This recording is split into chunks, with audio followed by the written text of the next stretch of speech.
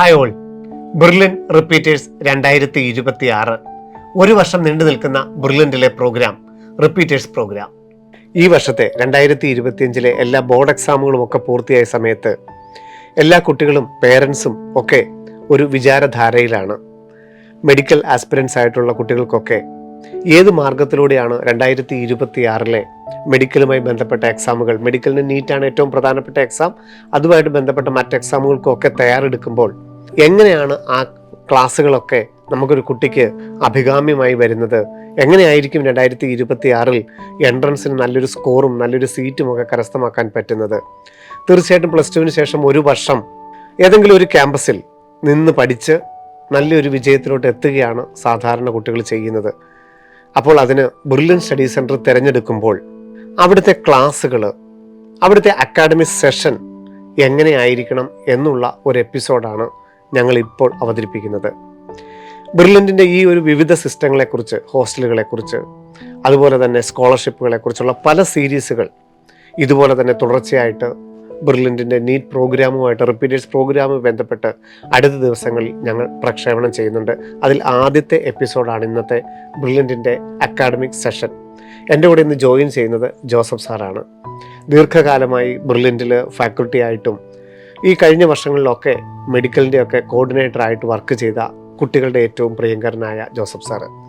സാറേ, നീറ്റ് എക്സാമൊക്കെ കഴിഞ്ഞു, അല്ലെങ്കിൽ ബോർഡ് എക്സാമുകളൊക്കെ കഴിഞ്ഞു. 2026 മെയ് ആദ്യത്തെ ഞായറാഴ്ച നീറ്റ് എക്സാം ആണെന്ന് കുട്ടികൾക്കറിയാം. വിവിധ കാറ്റഗറിയിൽപ്പെട്ട കുട്ടികൾ നമുക്ക് മുമ്പിലുണ്ട്. സ്റ്റേറ്റ് സിലബസ് പഠിച്ചു, CBSE പഠിച്ചു, ISC പഠിച്ചു, റെസിഡൻഷ്യൽ ബാച്ചായിട്ട് പഠിച്ചു, ലോങ് ടൈം പഠിച്ചു, ക്രാഷ് പഠിച്ചു, എൻട്രൻസ് ഒന്നും കൈകാര്യം ചെയ്യാത്തവർ, വിവിധ പേഴ്സൻറ്റേജ് ഉള്ള കുട്ടികൾ. അപ്പോൾ സാറിൻ്റെ ഒരു ക്ലാസ്സിൽ അല്ലെങ്കിൽ സാറിൻ്റെ ഗ്രൂപ്പിലുള്ള ക്ലാസ്സുകളിൽ ഒരു 70 കുട്ടികളിൽ ഈ കാറ്റഗറിക്കാരെല്ലാം കാണും. അപ്പം എങ്ങനെയാണ് നമ്മൾ ഇവരെ ക്ലാസ്സുകൾ കൈകാര്യം ചെയ്യുന്നത്, എങ്ങനെയാണ് വളരെ ഡീറ്റെയിൽഡായിട്ട് ഒരു എൻട്രൻസിന് ഒരുക്കുന്നതിന് മുമ്പായിട്ട് തിയറിക്കാണല്ലോ ഏറ്റവും പ്രാധാന്യം, ബ്രില്യൻറ്റിന് ഏറ്റവും വലിയ പ്രാധാന്യവും അതിന് തന്നെയാണ്. എങ്ങനെയാണ് ഒരു കുട്ടിയെ ഇതിനായി ഒരുക്കിയെടുക്കുന്നത് ക്ലാസ്സുകൾ? സാറേ, നമുക്ക് ബ്രില്യൻറ്റിൽ ജോയിൻ ചെയ്യുന്ന കുട്ടികൾ എന്ന് പറയുമ്പോൾ സാറ് പറഞ്ഞ പോലെ CBSE, ISC, സ്റ്റേറ്റ് സിലബസ്, അങ്ങനെ പല സ്ട്രീമിൽ പഠിച്ച കുട്ടികൾ, നന്നായിട്ട് തിയറി അറിയാവുന്നവർ, പല സ്ട്രീമിലുള്ള പല രീതിയിലുള്ള കുട്ടികളാണ് നമ്മുടെ മുമ്പിൽ എപ്പോഴും വരിക. അപ്പം എല്ലാവർക്കും അറിയാവുന്നതുപോലെ നമുക്ക് ബ്രില്യൻറ്റിന് കൃത്യമായൊരു സിസ്റ്റമുണ്ട്, കൃത്യമായൊരു സംവിധാനമുണ്ട്, കൃത്യമായൊരു പ്ലാനുണ്ട്. അതനുസരിച്ച് നമ്മൾ ചെയ്യുക. എല്ലാ കുട്ടികൾക്കും അവരെ തിയറി ഏറ്റവും ബേസ് മുതൽ പഠിപ്പിച്ച് ഏറ്റവും സ്ട്രോങ് ആക്കി എടുക്കാൻ ശ്രമിക്കും. അപ്പോൾ തിയറി ഏറ്റവും സ്ട്രോങ് ആയ ഒരു കുട്ടിയെ സംബന്ധിച്ച് മാത്രമേ ഉള്ളൂ ആ കുട്ടിക്ക് മുന്നോട്ട് കൺസെപ്റ്റുകളൊക്കെ ക്ലിയർ ആക്കി ഏറ്റവും സ്ട്രോങ് ആയിട്ട് ക്വസ്റ്റ്യൻസ് ചെയ്യാവുന്ന ഒരു ലെവലിലേക്ക് ഉയർന്നു വരാനായിട്ട് പറ്റത്തുള്ളൂ. അപ്പോൾ ഫസ്റ്റ് ലെവലിൽ നമ്മൾ കുട്ടികൾക്ക് തിയറിയാണ് ഫോക്കസ് ചെയ്ത് മുന്നോട്ട് പോവുക. അപ്പോൾ ആ തിയറി ബേസ്ഡുള്ള എക്സാംസ് നമ്മൾ കണ്ടക്ട് ചെയ്തുകൊണ്ടിരിക്കും. അതിന് NCERT ബേസ്ഡുള്ള എക്സാംസ് ഒക്കെ നമുക്കുണ്ട്. തുടർന്ന് അങ്ങനെ തിയറി സ്ട്രോങ് ആകുന്ന കുട്ടികളെ സംബന്ധിച്ച് കൂടുതൽ ഹയർ ലെവൽ ക്വസ്റ്റ്യൻസ് ചെയ്ത് പ്രാക്ടീസ് ആകാനുള്ള അവസരം തുടർന്നുള്ള ഓരോ എക്സാമിലും ഉണ്ടായിരിക്കും.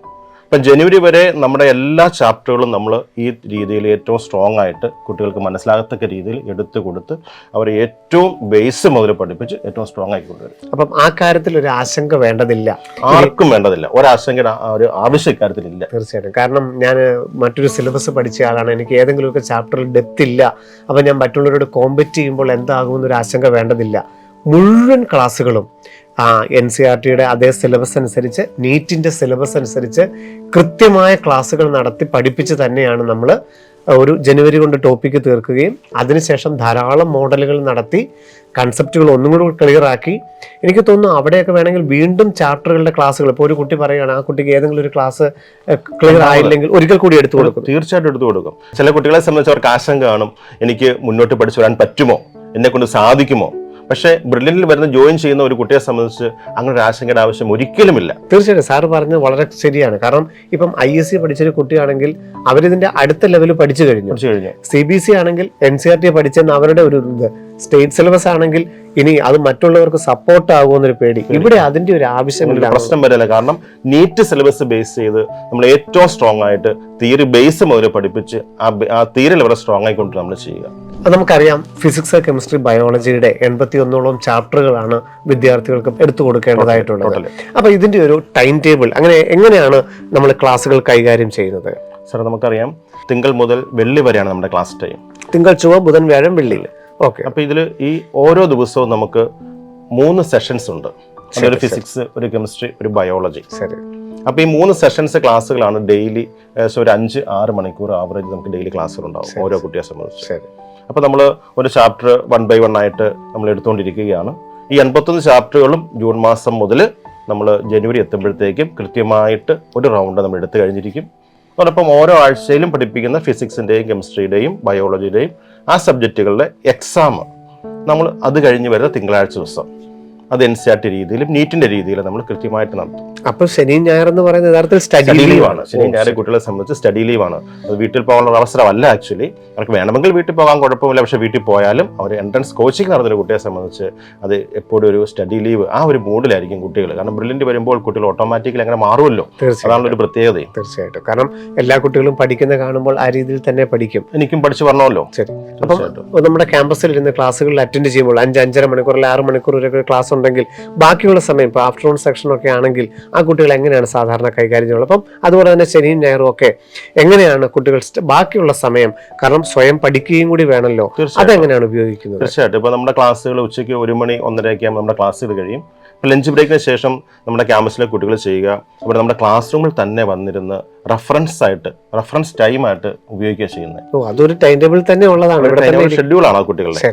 അപ്പം മജോറിറ്റി കുട്ടികളും അങ്ങനെ വന്നിരുന്ന് അവരുടെ ടെക്സ്റ്റ് ബുക്ക് അന്ന് ക്ലാസ്സിൽ പഠിപ്പിച്ചത് തന്നെ ആവാം. അവർ വന്ന് അവിടെ ഇരുന്ന് പഠിക്കുക. ചിലപ്പോൾ NCERT ടെക്സ്റ്റ് ബുക്ക് ആയിരിക്കാം, അല്ലെങ്കിൽ ലൈബ്രറി ടെക്സ്റ്റ് ബുക്ക് എടുത്തിട്ടായിരിക്കാം, അല്ലെങ്കിൽ ക്ലാസ്സിൽ എഴുതിയ നോട്ടായിരിക്കാം. അത് വന്നിരുന്ന് പഠിക്കുകയാണ്. അങ്ങനെ പഠിക്കുമ്പോൾ ചിലപ്പോൾ ഒരു കുട്ടിയെ സംബന്ധിച്ച് ചില ഡൗട്ടുകൾ ഉണ്ടാവുക സ്വാഭാവികമാണ്. അപ്പോൾ അത് ക്ലിയർ ചെയ്യാൻ വേണ്ടി നമുക്ക് പ്രൊഫസേഴ്സ് ഉണ്ട്. അപ്പോൾ അവർക്ക് അപ്പോൾ തന്നെ അവിടെ വന്ന് ഡൗട്ട് ക്ലിയർ ചെയ്യാനുള്ള വലിയൊരു അവസരമുണ്ട്. അതുകൊണ്ട് നമ്മുടെ ക്യാമ്പസിൽ വരുന്ന കുട്ടിയെ സംബന്ധിച്ച് അവൻ വൈകിട്ട് അവൻ ഹോസ്റ്റലിലേക്ക് പോകുമ്പോൾ അവൻ അന്ന് പഠിപ്പിച്ചത് എന്താണോ അത് കംപ്ലീറ്റ് പഠിച്ച് അത് മനസ്സിലാക്കി ക്ലിയർ ആയിട്ട് പോകാനുള്ള ഒരു വലിയ അവസരമുണ്ട്. അതുകൊണ്ട് ഒരു കുട്ടിയെ സംബന്ധിച്ച് മറ്റൊരു ബുദ്ധിമുട്ട് അക്കാദമിക് കാര്യങ്ങളിൽ ഒരു ഡൗട്ടുമായിട്ട് ഒരു കുട്ടി നിലനിന്ന് പോകേണ്ട ആവശ്യം ബ്രില്യൻ്റിൽ ഇല്ല. ഓക്കെ, നമുക്കറിയാം ഏതാണ്ട് 8ഓളം ഓഫ്ലൈൻ ക്യാമ്പസ് സെന്ററുകൾ ബ്രില്യൻ്റിനുണ്ട്. ഇത്രത്തോളം കുട്ടികളുടെ വിവിധ ഗ്രൂപ്പുകളായിട്ട് തന്നെ ഓരോ ബാച്ചുകളായിട്ടൊക്കെ തിരിച്ചാണ് നടത്തുന്നത്. അപ്പം ഇത്രയധികം ഫാക്കൽറ്റികളെയൊക്കെ ഡിവൈഡ് ചെയ്യുമ്പോൾ നമുക്ക് ഒരേ ഫാക്കൽറ്റി തന്നെ ഒരു ചാപ്റ്റർ എടുക്കുകയാണോ? എങ്ങനെയാണ് ഇതിൻ്റെ ഒരു സിസ്റ്റം അഡോപ്റ്റ് ചെയ്യുന്നത്? നമുക്കിപ്പം ഒരു സാറിനെ സംബന്ധിച്ച് ഒരു സാറ് ഫിസിക്സ് പഠിക്കുന്ന നല്ലൊരു സാറ് ഈ സാറിനെ സംബന്ധിച്ച് നമുക്ക് 8 സെന്ററിലും പോയി പഠിപ്പിക്കുക സാധ്യമല്ല.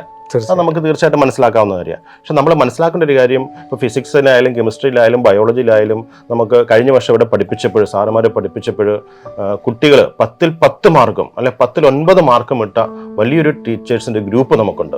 അപ്പോൾ ഓരോ ടോപ്പിക്കിലും 8ഉം 10ഉം ടീച്ചേഴ്സ് കുട്ടികൾ അവർക്ക് ഇഷ്ടപ്പെട്ട് അവർ 10ൽ 10 മാർക്കും ഇട്ട ടീച്ചേഴ്സിന്റെ ഓരോ ഗ്രൂപ്പാണ് നമുക്ക് ഓരോ ടോപ്പിക്കിനും ഉള്ളത്. ആ ഗ്രൂപ്പ് ടീച്ചേഴ്സാണ് ഓരോ സെന്ററിലും ക്ലാസ് കൈകാര്യം ചെയ്യുക. അതുകൊണ്ട് കുട്ടികളെ സംബന്ധിച്ച് ഏറ്റവും നല്ല ഫാക്കൽറ്റിയുടെ ക്ലാസ്സാണ് എപ്പോഴും കിട്ടിക്കൊണ്ടിരിക്കുന്നത്. സിസ്റ്റം ബ്രില്യൻ്റ് ഒരു സംവിധാനമാണ്. അതുകൊണ്ട് കുട്ടികളെ സംബന്ധിച്ച് ഏറ്റവും നല്ല അവർ ഇതുവരെ കാണാത്ത രീതിയിലുള്ള ക്ലാസ്സുകളാണ് കുട്ടികൾക്ക് കിട്ടിക്കൊണ്ടിരിക്കുന്നത്. അതുകൊണ്ട് പല കുട്ടികളും ക്ലാസ് കഴിയുമ്പോൾ ചോദിക്കും, ഈ ചാപ്റ്ററിൽ ഇത്രയൊക്കെ പഠിക്കാനുണ്ടായിരുന്നോ, ഞാൻ ഇത്രയൊക്കെ പഠിക്കണോ എന്നൊരു സംശയം പോലും ഓരോ ക്ലാസ് കഴിയുമ്പോൾ പിള്ളേർ വളരെ അത്ഭുതത്തോടെ ചോദിക്കാറുണ്ട്. ഇപ്പൊ നമുക്കറിയാം എല്ലാ ക്ലാസ് റൂമുകളിലും നമ്മുടെ AC റൂമാണ്, അതുപോലെ തന്നെ വൈഫൈ കണക്റ്റഡ് ആയിട്ടുള്ള റൂമുകളാണ്. അപ്പം ഇവര് ഈ ലേണിംഗ് ആപ്പ് ധാരാളമായിട്ട് ക്ലാസ്സുകൾ റെഫറൻസിനും ഡൗട്ട് ക്ലിയറൻസിനും ഉപയോഗിക്കാമെന്ന് കണ്ടിട്ടുണ്ട്.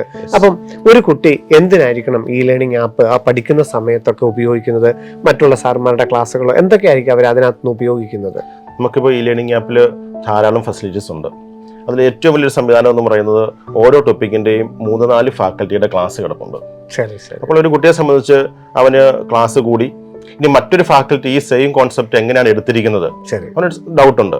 അപ്പോൾ ആ പർട്ടിക്കുലർ പോർഷൻ അവൻ സെലക്ട് ചെയ്ത് കാണാൻ വേണമെങ്കിൽ പറ്റും. അതാണ് ഈ ലേണിംഗ് ആപ്പിൽ നമ്മൾ ക്ലാസ് അപ്ലോഡ് ചെയ്യുന്ന ഉദ്ദേശം. അല്ലാതെ അവൻ ആദ്യം മുതൽ അവസാനം വരെ ത്രൂ ഔട്ട് ആ ക്ലാസ് ഒന്നുകൂടി കണ്ടോട്ടെ എന്ന മീനിങ്ങിലല്ല. അവനൊരു ഡൗട്ട് തോന്നി, അവന് ഒരു പ്രൊഫസറെ സമീപിക്കാൻ, അവന് കുട്ടി ചിലപ്പോൾ പല രീതിയിലുള്ള കുട്ടികളുണ്ടല്ലോ, പ്രൊഫസേഴ്സിന് പോയി ഒരു പ്രൊഫസർ അടുത്ത് ചെയ്ത് ഡൗട്ട് ചോദിക്കാൻ ഒരു മടി. ഓക്കെ, അങ്ങനെ മടിയാണെങ്കിൽ അവൻ അതിന്റെ പേരിൽ മാറി നിൽക്കണ്ട, അവന് ഡൗട്ട് ക്ലിയർ ചെയ്യാൻ അവസരമുണ്ട്. അവൻ അവിടെ ഈ ലേണിംഗ് ആപ്പിൽ പ്രൊഫസേഴ്സിന്റെ ക്ലാസ് അവിടെ ഇട്ടിട്ടുണ്ട്, അവൻ അത് കണ്ട് ക്ലിയർ ചെയ്യാം. ആ പർട്ടിക്കുലർ പോർഷൻ സെലക്ട് ചെയ്ത് കാണാം. ഇനി അതോടൊപ്പം അവന് ഡൗട്ട് ഒരു ക്വസ്റ്റ്യൻ ലൈബ്രറി ടെക്സ്റ്റ് എടുത്ത് ക്വസ്റ്റ്യൻ ചെയ്തപ്പോൾ ഡൗട്ട് തോന്നി, ആ ഡൗട്ട് അവന് ക്ലിയർ ചെയ്യാൻ പറ്റുന്നില്ല. അപ്പോൾ അവൻ ഈ ലേണിംഗ് ആപ്പ് ഇട്ട് കൊടുത്തു കഴിഞ്ഞാൽ അത് ഡിസ്കഷൻ ഫോറം ഉണ്ട്, പ്രൊഫസേഴ്സ് അവിടെ അവൈലബിൾ ആണ്. അപ്പോൾ തന്നെ എൻ്റെ ആൻസർ നമുക്ക് അവിടെ കുട്ടിയെ സംബന്ധിച്ച് ഇപ്പൊ ആണെങ്കിൽ AI ഇന്റഗ്രേറ്റ് ചെയ്തിട്ടുണ്ട്, വിത്തിൻ സെക്കൻഡ് തന്നെ മറുപടി കിട്ടും. അതല്ല ഫാക്കൽറ്റീസിൽ നിന്നാണ് അങ്ങനെ കിട്ടുകയും ചെയ്യും. പരീക്ഷയുമായി ബന്ധപ്പെട്ട് അയാൾക്ക് തന്നെ പ്രാക്ടീസ് ചെയ്യാനുള്ള വിവിധ സെഷനുകളും ഈ ലേണിംഗ് ആപ്പിനകത്ത് അവൈലബിൾ അല്ലേ? പിന്നെ തീർച്ചയായിട്ടും ഇപ്പം ഓരോ ചാപ്റ്റർ പഠിക്കുന്ന കുട്ടിയെ സംബന്ധിച്ച് അന്ന് തന്നെ അവന് കുറേ അധികം ക്വസ്റ്റ്യൻസ് ചെയ്യണമെന്ന് തോന്നിയാൽ അവൻ easy questions, average questions, above average questions, tough questions, അങ്ങനെ പല രീതിയിൽ ക്വസ്റ്റ്യൻസ് നമുക്ക് ഈ ലേണിംഗ് ആപ്പിലുണ്ട്. ലെവൽ 1, ലെവൽ 2, ലെവൽ 3, ലെവൽ 4 തുടങ്ങിയ രീതിയിൽ.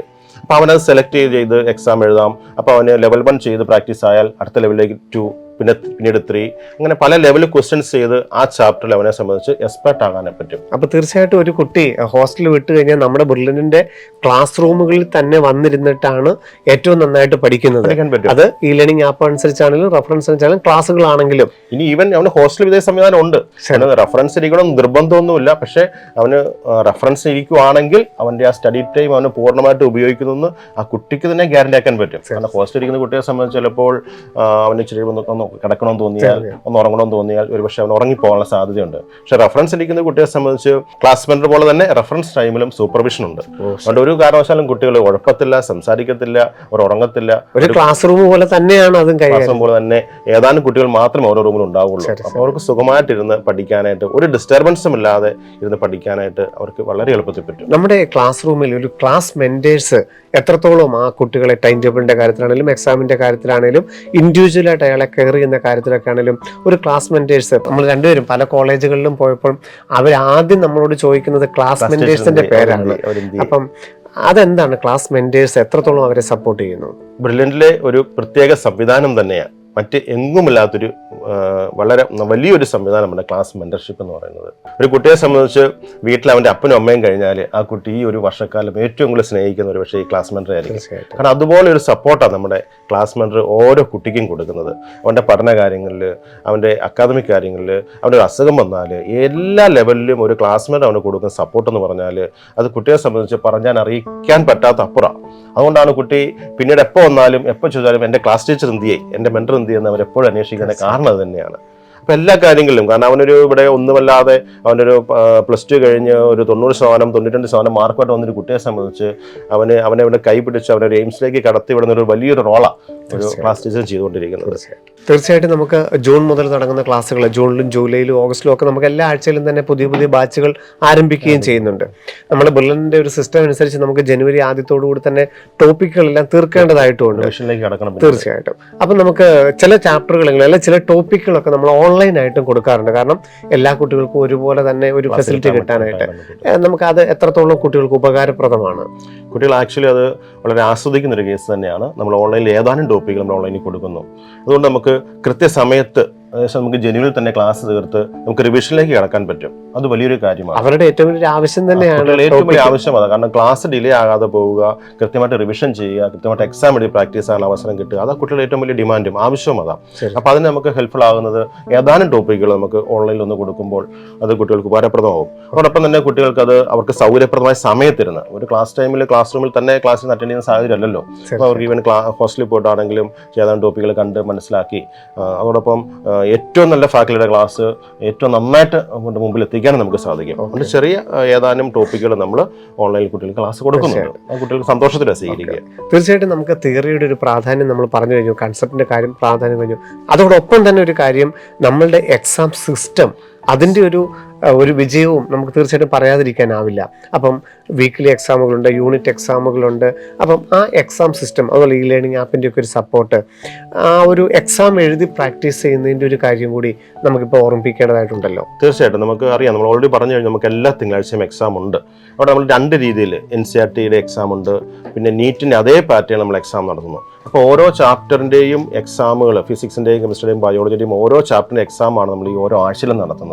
അതുകൂടാണ്ട് നമ്മൾ അതേ ആഴ്ചയിൽ അതേ ടോപ്പിക്കുകളെ ബേസ് ചെയ്ത് കുറച്ച് A+ എക്സാം നടത്താറുണ്ട്. A+ എക്സാം എന്ന് പറയുമ്പോൾ താല്പര്യമുള്ള കുട്ടികൾക്ക് കുറച്ചൊരു അഡ്വാൻസ്ഡ് ലെവൽ ക്വസ്റ്റ്യൻസ് ചെയ്ത് പ്രാക്ടീസ് ആവണം. നമുക്കറിയാം ഈ വർഷം നീറ്റൊക്കെ നല്ല ടഫായിരുന്നു, നല്ല ക്വസ്റ്റ്യൻസ് ഉണ്ടായിരുന്നു. അപ്പോൾ നല്ല ക്വസ്റ്റ്യൻസ് ചെയ്ത് പഠിച്ചെങ്കിൽ മാത്രമേ ഉള്ളൂ ആ രീതിയിലുള്ള ക്വസ്റ്റ്യൻസ് കുട്ടികളെ സംബന്ധിച്ച് ക്യാപ്ചർ ചെയ്യാൻ പറ്റത്തുള്ളൂ. അതുകൊണ്ട് നമ്മൾ നല്ല ക്വസ്റ്റ്യൻസ് ഇട്ട് A+ എക്സാം എന്ന പേരിൽ ആരും നിർബന്ധിക്കത്തൊന്നുമില്ല, താല്പര്യമുള്ള കുട്ടികൾ, ഇൻട്രസ്റ്റഡ് ആയ കുട്ടികൾ, അതുകൂടി എനിക്ക് വേണമെന്ന് ആവശ്യപ്പെടുന്ന കുട്ടികളെ സംബന്ധിച്ച് നമ്മൾ ആ കുട്ടികൾക്ക് എഴുതാൻ ഒരു അവസരമുണ്ട്.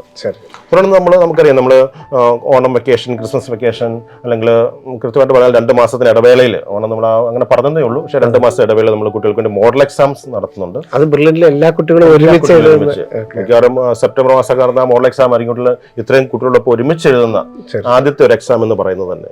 അതിനുശേഷം നമ്മൾ ജനുവരിക്ക് ശേഷമാണ് നമ്മൾ എല്ലാ ടോപ്പിക്കും തീർത്തു, നമ്മുടെ സിലബസ് കംപ്ലീറ്റ് ചെയ്തു, കുട്ടികൾ തിയറിയിൽ സ്ട്രോങ് ആയി.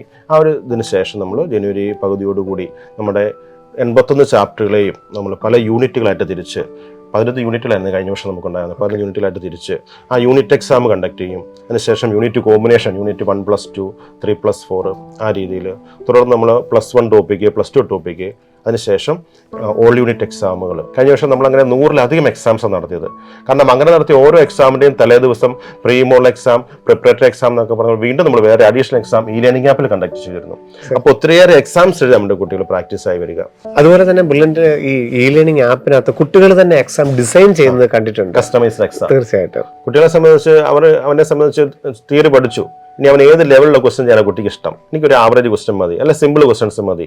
ഇനി അത് അറിയാവുന്ന ഒരു കുട്ടിയെ സംബന്ധിച്ച് എനിക്ക് ടഫായ ക്വസ്റ്റ്യൻ തന്നെ വേണം എന്ന് നിർബന്ധമുണ്ട്. ഓക്കെ, കുട്ടി ഡിസൈൻ ചെയ്തോട്ടെ. കുട്ടിക്ക് തന്നെ സ്വന്തമായിട്ട് അവൻ ഏത് റേഞ്ചിലുള്ള ക്വസ്റ്റ്യൻസ് ചെയ്യണം അത് അവൻ ഡിസൈൻ ചെയ്യുക. അപ്പൊ അത് ലേണിംഗ് ആപ്പിൽ പറ്റും. അത് അത്രയും വലിയൊരു കാര്യം ആ കുട്ടിയെ സംബന്ധിച്ച് അവിടെ നിന്ന്. തീർച്ചയായിട്ടും ഞാൻ ഏതാണ്ട് ഇത്രയും വർഷത്തോളമുള്ള ഒരു ബ്രില്യന്റിന്റെ എക്സ്പീരിയൻസിൽ അതിശയകരമായിട്ട് കണ്ടിരിക്കുന്ന ഒരു കാര്യം, ഏതൊരു എക്സാമും ബ്രില്യന്റിൽ നടന്നു കഴിഞ്ഞാൽ ഏറ്റവും അടുത്ത് തന്നെ പറ്റുമെങ്കിൽ അരമണിക്കൂറിനുള്ളിൽ തന്നെ അതിന്റെ റിസൾട്ട് പബ്ലിഷ് ചെയ്യുകയും അത് കുട്ടിയെയും രക്ഷകർത്താക്കളെയും അറിയിക്കാനുള്ള ഒരു ടെൻഡൻസി, അത് ഡയറക്ടർ ലെവൽ തൊട്ട് നമ്മുടെ ഏറ്റവും ലെവലുള്ള എല്ലാവരും അതിനായിട്ട് ഒരുമിച്ച് നിൽക്കുന്ന ഘടകങ്ങൾ. തീർച്ചയായിട്ടും ഇപ്പോഴാണ് OMR സ്കാനർ ഒക്കെ വന്നത്. അതിനു മുമ്പ് കൈകൊണ്ട് നമ്മൾ നോക്കുമ്പോൾ പോലും ആ ഒരു ടെൻഡൻസി നമ്മൾ കണ്ടിട്ടുണ്ട്. നമ്മൾ ഏറ്റവും കുട്ടികളും പേരൻസും എല്ലാവരും മനസ്സിലാക്കേണ്ട കാര്യം, ഇത് മുത്തോലിൽ മാത്രമല്ല എക്സാം നടക്കുന്നത്. കേരളത്തിലെ നമ്മൾ 35 സെന്ററിലും എക്സാം നടക്കുക. ആ 35 സെന്ററിലെയും എക്സാമുകൾ OMR ഷീറ്റ് നമ്മൾ കളക്ട് ചെയ്ത് അതിന്റെ മാർക്കാക്കി റാങ്ക് ലിസ്റ്റ് തയ്യാറാക്കി റിസൾട്ടായിട്ട് കുട്ടികളുടെ മുമ്പിൽ അരമണിക്കൂറിനുള്ളിൽ നമ്മൾ എത്തുക ചെയ്യുന്നത്. തീർച്ചയായിട്ടും അതിനുശേഷം അന്ന് വൈകിട്ട് പേരൻസ് ഒക്കെ വന്നതിന് ശേഷം, വീട്ടിൽ വന്നതിന് ശേഷം ഓൺലൈനിൽ പേരൻസ് മീറ്റിംഗ് കണ്ടക്ട് ചെയ്യുന്നു. ഡയറക്ടേഴ്സും പേരൻസും ക്ലാസ് ടീച്ചർമാരും എല്ലാവരും ഒരുമിച്ച് പങ്കെടുക്കുന്ന ഒരു മീറ്റിംഗ് ആണ്. തീർച്ചയായിട്ടും അപ്പോൾ ആ മീറ്റിംഗിൽ പേരൻസ് എന്തെങ്കിലും ചോദിക്കാനുണ്ടെങ്കിൽ, കുട്ടികളെ സംബന്ധിച്ച് അവരുടെ പഠന നിലവാരത്തെക്കുറിച്ച് അവർക്ക് എന്തെങ്കിലും പറയാനുണ്ടെങ്കിൽ, ചോദിക്കാനുണ്ടെങ്കിൽ അതൊക്കെ ഡയറക്ടറോട് നേരിട്ട് ചോദിക്കാൻ അവസരം. അപ്പോൾ പേരൻസും കുട്ടികളും ടീച്ചേഴ്സും എല്ലാവരും ഈ മീറ്റിങ്ങിൽ പങ്കെടുക്കുന്നതാണ്. ഓൺലൈനാണെന്നേ ഉള്ളൂ, പക്ഷേ പരസ്പരം എല്ലാവർക്കും അവരുടെ ആശങ്കകൾ ഉണ്ടെങ്കിൽ അതൊക്കെ ക്ലിയർ ചെയ്ത് ഏറ്റവും ഭംഗിയായിട്ട് കുട്ടികളെ ഏറ്റവും ഉയരത്തിലേക്ക് ഡയറക്റ്റ് ചെയ്യാനായിട്ട് നമുക്ക് തീർച്ചയായിട്ടും സാധിക്കും. അപ്പോൾ ആ മലയാളികൾക്കിടയിൽ തന്നെയുള്ള ഒരു മത്സര ബുദ്ധി, ഒരു കോമ്പറ്റീറ്റീവ് മൈൻഡ് കൂട്ടാനായിട്ട് തിരിച്ചും കൂടുതൽ കുട്ടികൾക്കൊക്കെ, ആ മുകളിൽ നിൽക്കുന്ന കുട്ടികൾക്കൊക്കെ ചെറിയ ചെറിയ സമ്മാനങ്ങളും അങ്ങനെയൊക്കെ ഉള്ള. തീർച്ചയായിട്ടും ഉണ്ട്. നമ്മൾ മോഡൽ എക്സാമിനാണെങ്കിൽ ഗോൾഡ് മെഡൽ അല്ലേ ഫസ്റ്റ് പ്രൈസിന് കൊടുക്കുന്നത്. ഗോൾഡ് മെഡൽ, പിന്നെ 2000 രൂപ, 1000 രൂപ തുടങ്ങി നമ്മൾ 150-ലധികം ക്യാഷ് പ്രൈസുകളാണ് കഴിഞ്ഞ വർഷം തന്നെ നമ്മൾ നൽകിയിരുന്നത്. ഓരോ കുട്ടിയുടെ ആഗ്രഹമാണ് ബ്രില്യന്റിലെ ഡയറക്ടേഴ്സിന്റെ കോർഡിനേറ്റർ സൈഡിൽ നിന്ന് ഒരു ക്യാഷ് പ്രൈസ് എങ്കിലും എനിക്ക് വാങ്ങിക്കാൻ പറ്റണം എന്ന കുട്ടികൾ ഒത്തിരി വളരെ ആവേശത്തോടെ ആഗ്രഹിക്കുക. അതുപോലെ തന്നെ സാറേ, നമ്മുടെ ക്യാമ്പസിലുള്ളത് 16, 17, 18 വയസ്സിലുള്ളവരാണ്. അവർ വീട്ടിൽ നിന്നൊക്കെ മാറി നിന്ന് നമ്മുടെ ഹോസ്റ്റൽ അന്തരീക്ഷത്തിൽ നിന്ന് പഠിക്കുന്നതാണ്. തീർച്ചയായിട്ടും പലവിധ ആകാംക്ഷകളിലൂടെ ആയിരിക്കും നമ്മുടെ വിദ്യാർത്ഥികൾ കടന്നു പോകുന്നത്. കാരണം നീറ്റിനെ സംബന്ധിച്ചുള്ള അവർക്കൊക്കെ ആകുലതകളൊക്കെ ചിലപ്പോൾ ഉണ്ടായേക്കാം. അതിനെയൊക്കെ ഒരു ക്ലാസ് മെന്ററിനപ്പുറത്ത് എങ്ങനെയാണ് നമ്മളൊരു കുട്ടിയുടെ മാനസികാരോഗ്യത്തിനെയും കൂടെ നമ്മൾ കൈകാര്യം ചെയ്യുന്നത്? നമ്മളെ സംബന്ധിച്ച് നമ്മുടെ കുട്ടികൾക്ക് എന്തെങ്കിലും ബുദ്ധിമുട്ടുണ്ടായാൽ അത് ഡീൽ ചെയ്യാൻ വേണ്ടി നമ്മുടെ മെന്റർ എപ്പോഴും ഉണ്ട്, നമുക്കറിയാം. ഇനി അത് കൂടാണ്ട് നമുക്ക് ട്രെയിൻഡ് കൗൺസിലേഴ്സ് നമ്മുടെ ക്യാമ്പസിലുണ്ട്. അപ്പോൾ ഒരു കുട്ടിയെ സംബന്ധിച്ച് എന്തെങ്കിലും ബുദ്ധിമുട്ടോ പ്രശ്നം ഉണ്ടായാൽ അവൻ എപ്പോഴും ആരോടെങ്കിലും തുറന്ന് സംസാരിക്കണം. അവനൊരു ആവശ്യമുണ്ട് എങ്കിൽ അവന് ആവശ്യമായ എല്ലാ സപ്പോർട്ടും കൊടുക്കാൻ വേണ്ടി നമുക്ക് പ്രത്യേകമായി ട്രെയിൻ ചെയ്ത കൗൺസിലേഴ്സ് അത് ഓരോ ക്യാമ്പസിലും നമുക്ക് 3-4 പേര് വെച്ചിട്ടുണ്ട്. അതുകൊണ്ട് ഒരു തിരക്കിൻ്റെ പ്രശ്നം അവിടെ ഒരിക്കലും വരുന്നില്ല.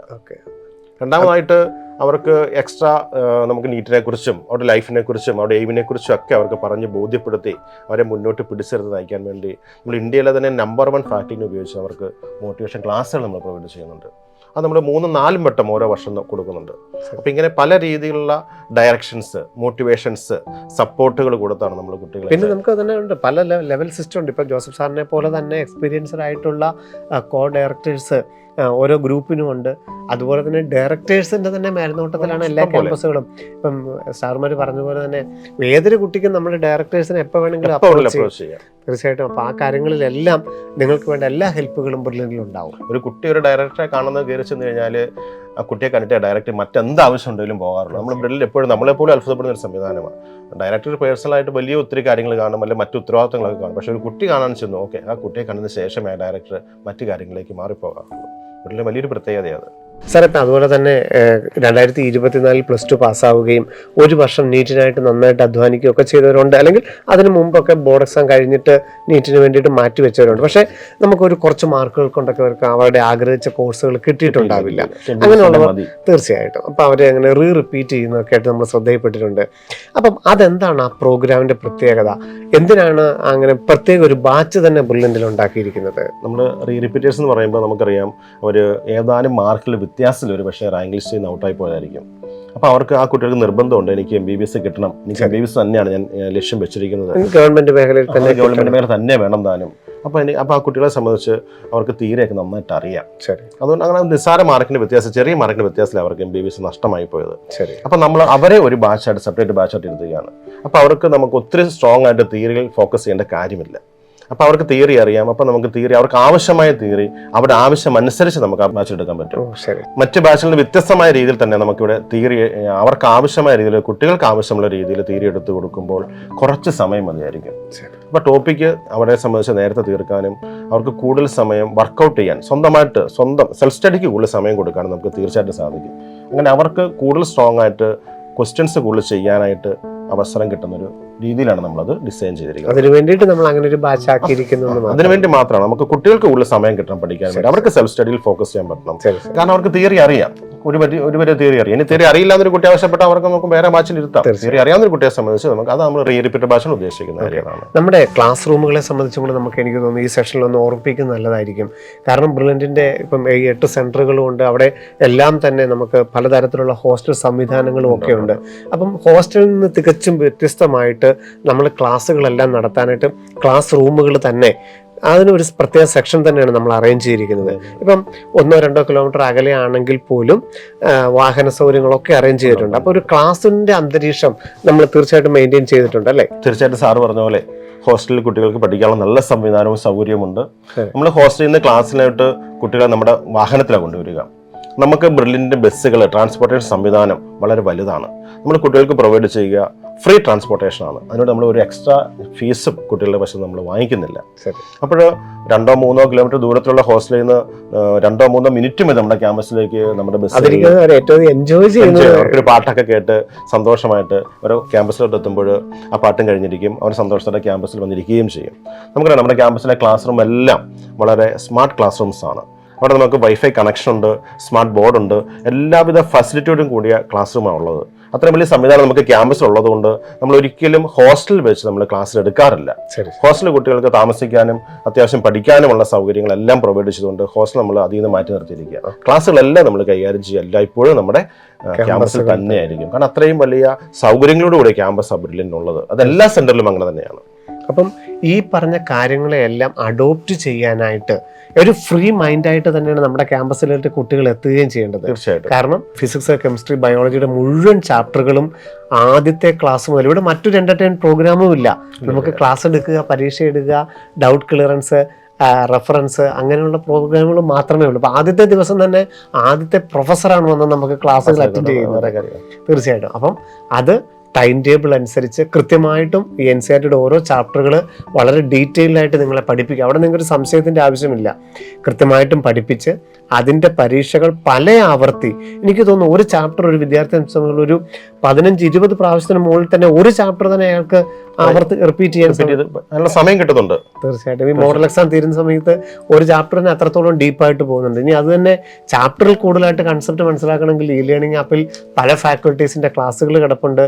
ക്ലാസ്സുകൾ തന്നെ വീണ്ടും അവസാന സമയത്ത് റിവിഷനായിട്ട് എടുത്ത് നൽകുന്നുണ്ട്. അപ്പം ഏറ്റവും കൃത്യമായിട്ട് അതിൻ്റെ കൺസെപ്റ്റ് നന്നായിട്ട് പഠിപ്പിച്ച് തന്നെയാണ് നമ്മൾ പരീക്ഷകളിലൂടെ, ക്ലാസ് മെൻറ്റർഷിപ്പിലൂടെ, റെഫറൻസിലൂടെയും ഡൗട്ട് ക്ലിയറൻസിലൂടെയും ഒക്കെ നമ്മൾ നീറ്റിന് നമ്മൾ തയ്യാറാക്കുന്നത്. അപ്പം ബ്രില്യൻറ്റ് നീറ്റ് 2026 വേണ്ടിയിട്ടുള്ള തയ്യാറെടുപ്പിനെ കുറിച്ചാണ് ജോസഫ് സാർ പറഞ്ഞത്. അടുത്ത ദിവസം മറ്റൊരു അധ്യായവുമായി വീണ്ടും കാണാം. നന്ദി, നമസ്തേ. Brilliant Study Center, India's #1 coaching center for NEET and JEE.